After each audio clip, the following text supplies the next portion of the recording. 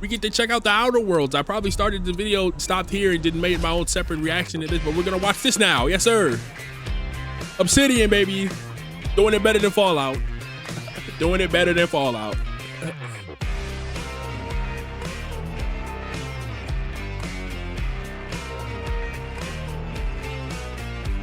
Obsidian is kicking Bethesda's ass.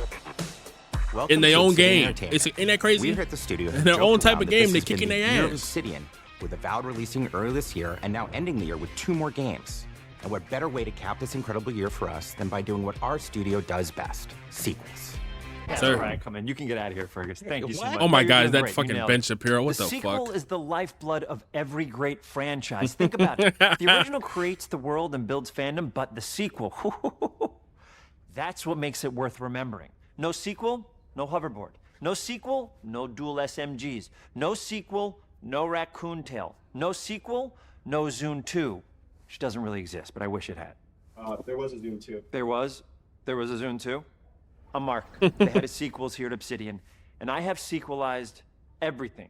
Blockbuster movies to AAA video games to my first marriage, so trust me, I know what I'm doing. Come along on this journey with me. Part 2. That motherfucker's name is not Mark. I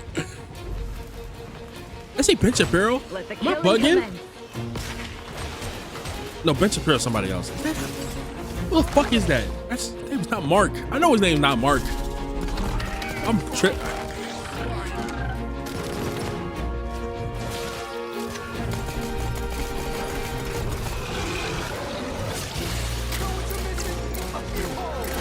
Oh, I love that shooting animation. Wow. The Outer Worlds 2 is a sequel to The Outer Worlds 1. It's a continuation of the themes of robber barons in space and how people are controlled by the stories they're told by the people who have power over them. This time we're able to go a lot deeper because we have more time and money, which is a great thing. Yes. Yeah, the other one was like a very short, but like RPG than we were the first packed time with around. a bunch of shit experience. It was great. So much fun. I'm happy they got more time and more money from Xbox to make an even better game. Look at that. That looks good. Interactions, reactivity, that looks all the good. things we've been known for as a company. It's really a complete realization of everything people want from an Obsidian game. Surprisingly, this is the first time in over 25 years that I've had the chance to do a full sequel for a world that I helped co-create. It's really just a fantastic opportunity to explore and expand the universe in interesting ways, and to go even further with the themes of how people are affected by living in a dystopian corporate reality. You can shoot your way through it, you can talk your way through it, you can sneak your way through it. And so no matter what kind of play style that you like, this is just an awesome franchise and an awesome game to jump into, even if it's your first one. The first Outer Worlds was a great base to start from, as it has all the elements of a great Obsidian RPG. Interesting characters, deep worlds, important choices. In the Outer Worlds 2, not only did we want to double down on those elements, but we wanted to give players even more of it. We've also put a lot of investment into skills and traits that impact things like combat, conversations, and areas that we call RPG That's the main focus of all this stuff. Players can use their specific skills, so like how you trait your character, what they can do to get around certain obstacles. That's all I need. Like if you make somebody stupid and strong, they should be able to like rip that door open and just walk through, and then deal with the consequences of doing that later. Or they're smart and they hack the doors. Like that's all I need. With different character builds and combos, so players can express their role-playing power fantasies. Was that a mech? Oh my God, there's mechs. Equipment options for different playstyles. Wow. And different companions with different abilities.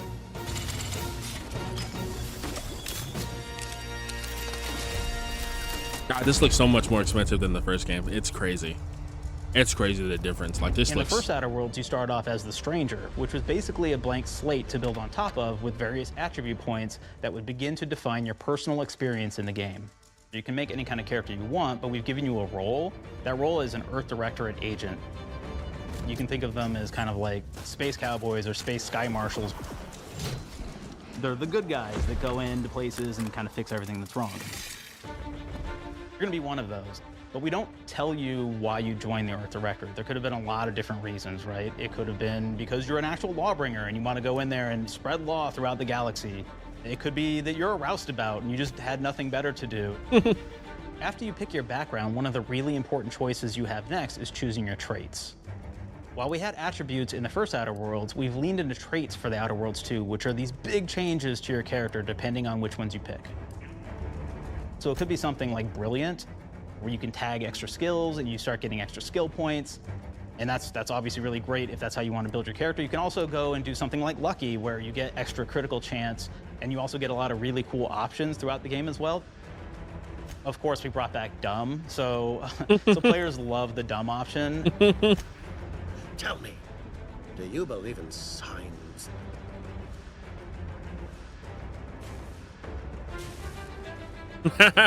Not quite what I meant, but I like. Honestly, there's some very funny voice lines in the first one. If you go full like dumb, if you go full dumb, it's and you hilarious. get like lots of really cool, fun conversation options in the game. But we took that even further. And again, there's lots of elements in the game where you can be dumb and use that for something. Could be something as simple as banging on a machine to get it to work.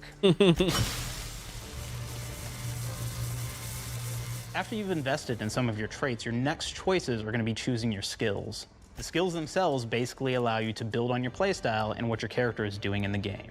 That will be everything from playing stealthily to speccing for an explosive specialty. At the fucking Batman jail. Throughout your entire journey, your character continues to change with the different choices you make. In the Outer Worlds 1, actually had more skills than we have, so we condensed them down to really the core and essence of what we really wanted there. But we made each point that you put into a skill much more impactful. So instead of getting small percentage changes, we actually did much larger changes per point that you put into each skill. And again, all these things, because of how they're checked inside the world itself, can matter quite a bit. You know, just even having one additional skill point in something can open up a lot more options in the world itself. If anybody's played Fallout New Vegas, they'll be very familiar with like the perk system. We basically borrowed that, but went even grander. We actually have more perks than Fallout New Vegas did. But here's the cool thing, right? We checked and used perks for literally everything, right? So you can do everything from, hey, I want to make a stealthy build that steals stuff and is really good at that. Okay, great. Well, you can take maybe the pickpocketing perk. So that's not available to everybody, but if you select that, now you can actually go around and steal things out of people's pockets.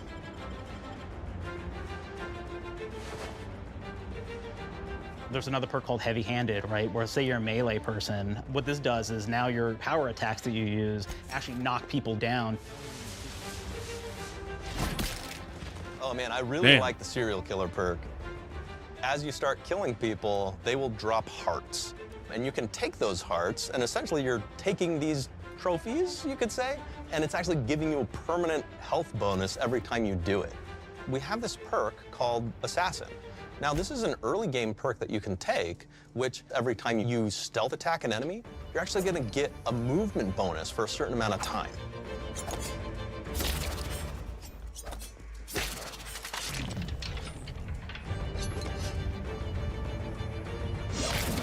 Oh, wow. I like that. Flaws were a system that everybody loved from the first game, but we wanted to make it more personal to the player. We wanted it to really reflect how you were playing the game and give you a bonus that you actually wanted to really engage with. With the flaw system returning, we knew we needed to go bigger, better, and more real than ever before. So we turned to the team. I told them, no bad ideas. Give me what you got. Okay, we need more flaws. We need them to be real. I want to put them in the game, so give me something. Inspiration. What's wrong with you? Oh, I have bad knees. You got bad knees? They hurt when you walk a lot? Yes. When you walk too much, they hurt? No cartilage. Sounds boring. Makes you sound like a boring person, but it's in the game. I know it. It's a good flaw. I knew what it. about you? I like to take small things sometimes. So you're stealing? No, I'm taking. When do you give them back? I don't. Claire. Yeah, you shouldn't be stealing. What are you doing? You shouldn't be stealing, Claire. Tiny crimes. Tiny crimes? Do you hear the second part, though? It's a crime. Well, You're stealing. Claire, that's wrong. You can't steal things, okay? But it's an amazing flaw, and I'm putting it in the game. But you're a bad person. And are you the one that took my stapler? do you need it? Yeah. Give it back. Okay. Please. You, what do we got? Flaw. I like to stare at the sun. How long did you stare at the sun? Just lunch break. An hour? Oh, I only get 30. You guys get an hour? I get an hour. An hour. Oh. Makes me feel energized. How many fingers am I holding up? 3? No. Anything else? We'll put it in the game. We'll put it in the game because I feel bad for you. Anything else? One of my favorite flaws is something called bad knees. It will actually give you the option to take this flaw that'll make it so that you move faster throughout the game. But the problem is, anytime you stand up, your knees are going to make a loud popping noise that makes it so that, That's funny well, as shit. everyone around you is going to hear you. That's funny. Kleptomaniac. This is really That's interesting because funny. what it does is when you steal something, you can actually sell it for more bits than normal. And like that sounds really great. The drawback is sometimes when you're looking at things in the world that are owned by somebody else, you'll automatically steal them. So you have to be very careful about how you use them. You just steal things. One of our I more love wacky that. perks is the Sun That's Gazer funny as shit. flaw, and it just gives everyone You're just stealing cataracts while shit. playing their game. So everything becomes like light shafts and blooms and hazes, and makes the game pretty unplayable if you happen to choose that perk. If you happen to be the type of player that habitually reloads your weapons like I do, well, you'll be offered the flaw of over-prepared. Now, you'll get larger magazine sizes on all of your weapons, but if you ever fully empty your magazine, you're gonna take a debuff for a while. While we support options like being a gunslinger who wants to key into destructive weapons, or a rogue who I wants like to that. alpha I strike very their much like the enemies flaw before they know system. what hit them, we also allow for a lot of fun and experimental builds. You can be a mad scientist who utilizes gadgets and wacky science weapons and armors. Or even a psychopath who gains permanent bonuses to health by murdering their friends.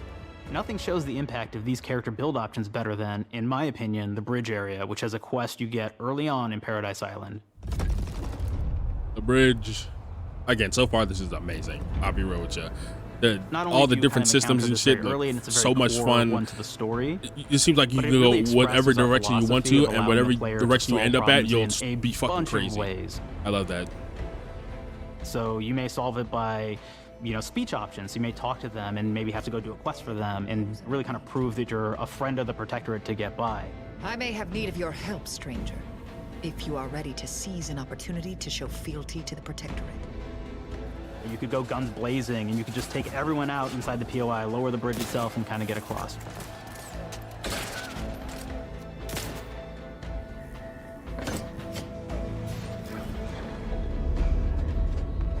You could sneak in, lower the bridge, and then actually sneak in under the bridge to get over to the other side.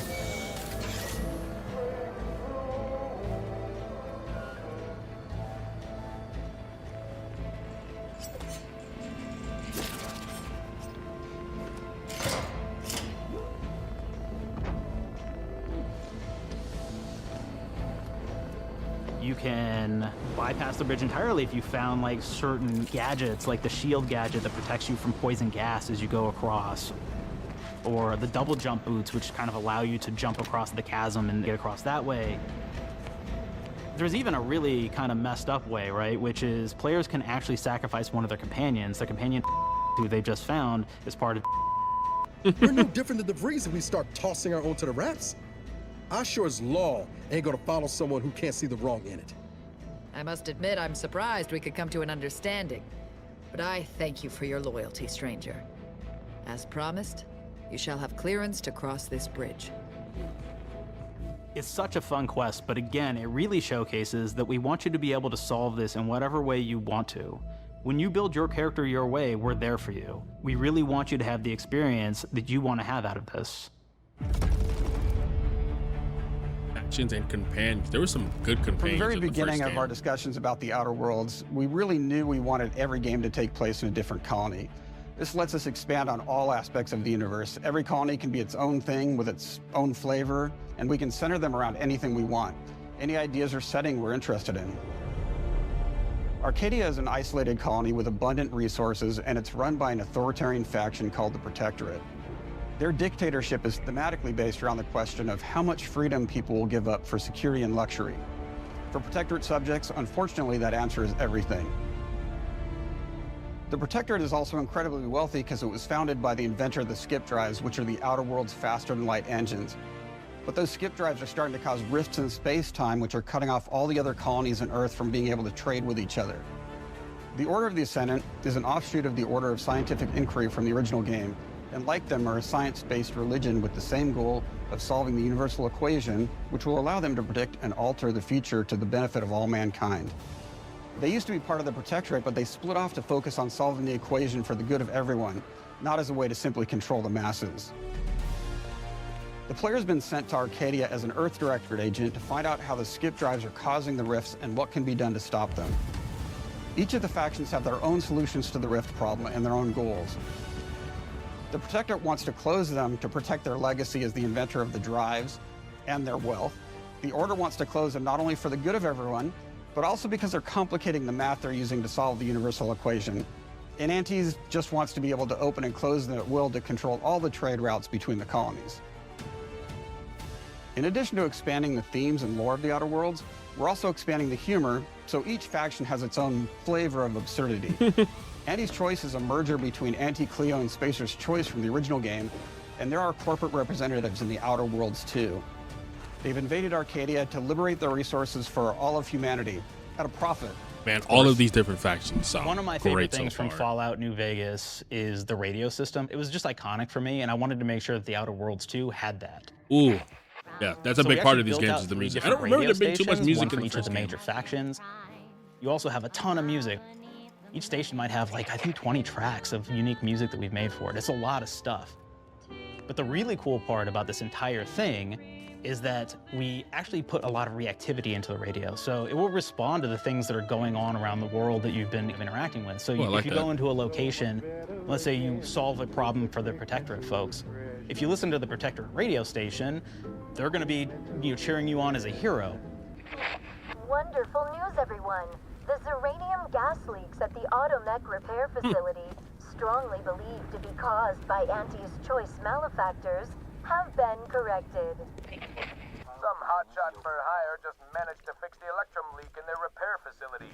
Now, I'm not saying we caused it in the first place, but we sure like the idea of all those broken automechanicals and all the excessive gasping and choking involved. The factions and companions are great examples of how we're going deeper and more complex this time around.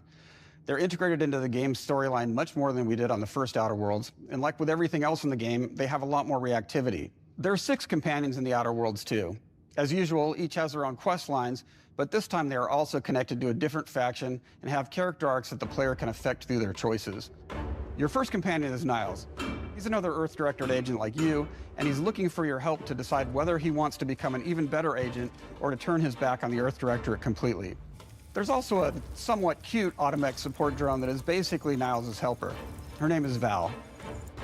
Marisol's part of the Order of the Ascendant, and she's an aging but still deadly assassin. That's right, she's a deadly mathematician who may or may not have some unfinished business to attend to with the player's help.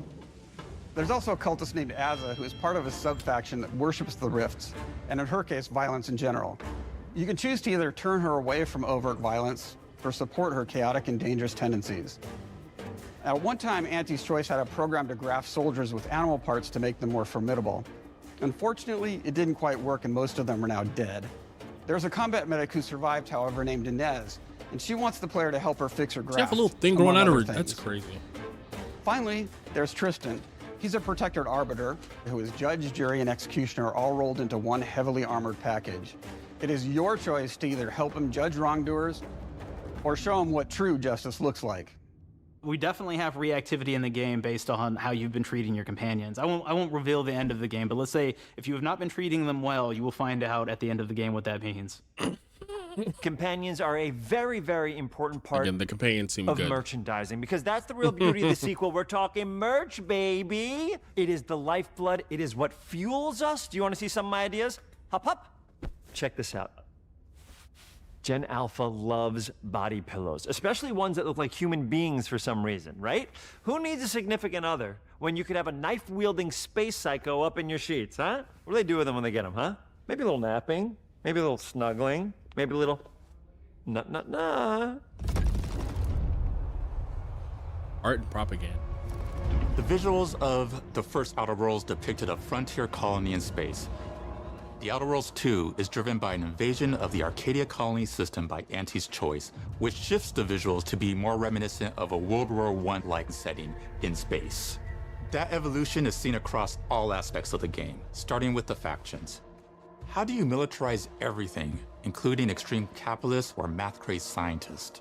In a World War I setting, war comes with propaganda. The Sovereign uses it to maintain control. Auntie's Choice uses it to help their bottom line. The Order just wants to show how it exists within the grand plan. We want players to feel like Arcadia is a living, breathing place scarred by a long-standing war. Fairfield, one of the first towns you encounter, was once under Protectorate control, but has recently been taken over by Auntie's Choice. They don't just occupy the town, they rebrand it with their signature style, repainting buildings, posting guards, and adding propaganda-based holograms featuring Auntie and the Moon Man. Showing the towns evolving after the invasion helps us push immersion for our players.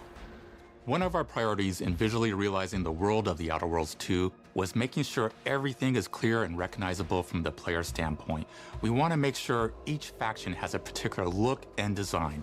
So when the player is running across these vast, different environments and landscapes, they're recognizing the motifs and visuals of who they're talking to, what they're going to be talking about, and how that progresses throughout the story.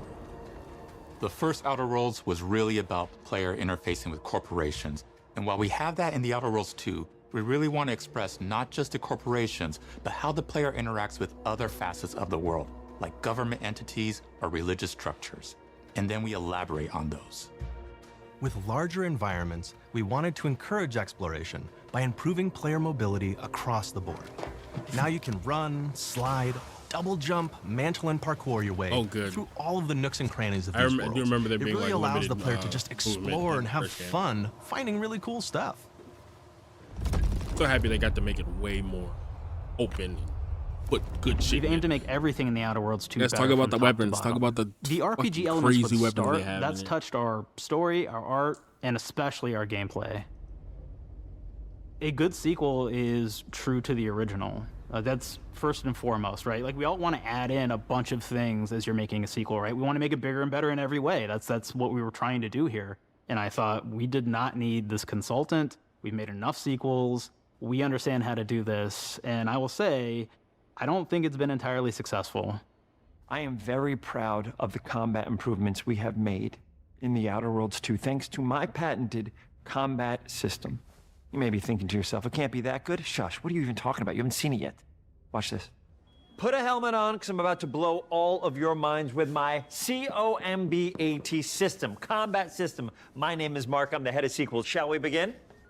You're thinking, what's C for? C, capitalize the fact that the people loved the first game. We're gonna take those people, we're gonna make them buy the sequel, giving out pounds, pounds, pounds. Quick ones, ha, ha, not you, Dev. Here we go. What comes after C? O, optimize for player satisfaction. I am terrified of online gamers, okay? I wanna make them happy, so let's, okay? All right. Mobilize the players so they're ready for that sweet pre-order. Clap with me. Sweet. If you don't have rhythm, Brandon, just say it. Sweet pre-order. Everybody has a different rhythm, and it's blowing mine. I feel like here we go. that might have really happened B, in some company. burglarize. What is this? It's basically just finding new ways to loot dead bodies. You know what I mean? Right, Otis? Okay, well, it's a big part of the game. A, you gotta agonize about how many people are gonna be angry that we have just put so much combat into this thing and almost no romance at all. We should look at ourselves. What is wrong with us, huh? We can't have one love story in this? How many people have been in love? Raise your hands. Raise your hand if you're in love. Okay, are you lying? I have a wife. Put your hand down. Stand up. T, trois. In French, that means two, sequel.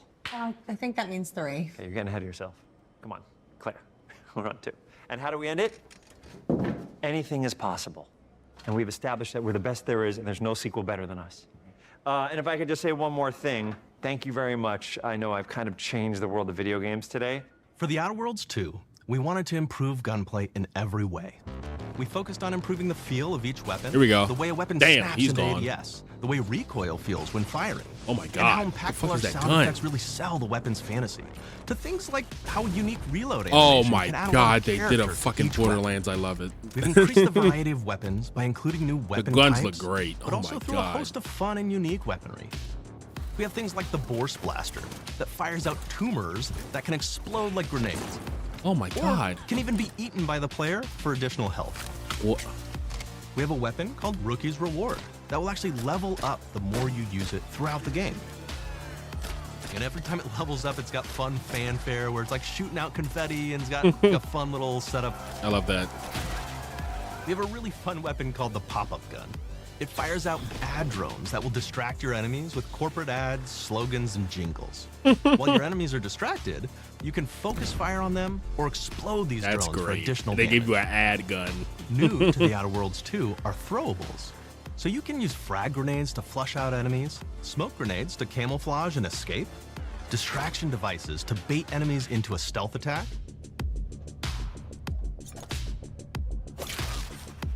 and even science grenades that will levitate enemies, allowing you to fire upon them. I love the different versatility of shit. Oh my god, the science grenade, all the science shit in this game is gonna be great. And of course, science weapons are back. We have returning favorites like the shrink ray. This time it's been upgraded so you can shrink your enemy down to the size of a sprat and run over them, exploding them into bits.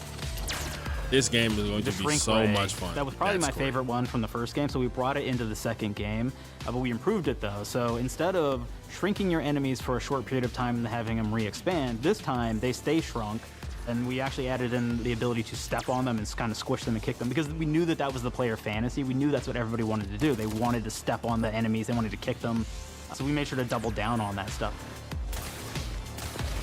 So they can still shoot their gun at you while they're miniature. We also have some really fun and unique new science weapons. One of them is called the Armageddon. This one's really cool because it actually shoots out these masses that are like these little arms that will stick to people or cover or all kinds of different things, and they will continue to just hit them until they get destroyed. And we have another one that's just super cool called the Spectrum Dance Saber. This is a melee weapon that actually lets you attack to a musical beat. And if you continue to do that, you actually get additional bonuses each hit you do. One of my personal favorite weapons is called the Big Bang. It's just a big freaking gun that uses material harvested from rifts to shoot out a giant ball of energy, vaporizing everything in its path. Now, ammo's extremely rare for this weapon, but you can use it in just the right situation to devastating effects. Wow, it just like another great melts one is everything Gary. in its path. If you wear Gary, he will lash out at your opponents as you're walking through combat. So we even have science armors, and we've really kind of shown science off what we thought was really great for the player from a science perspective.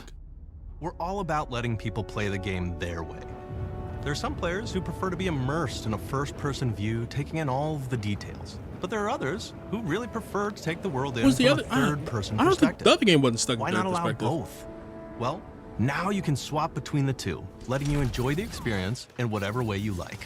What's the other?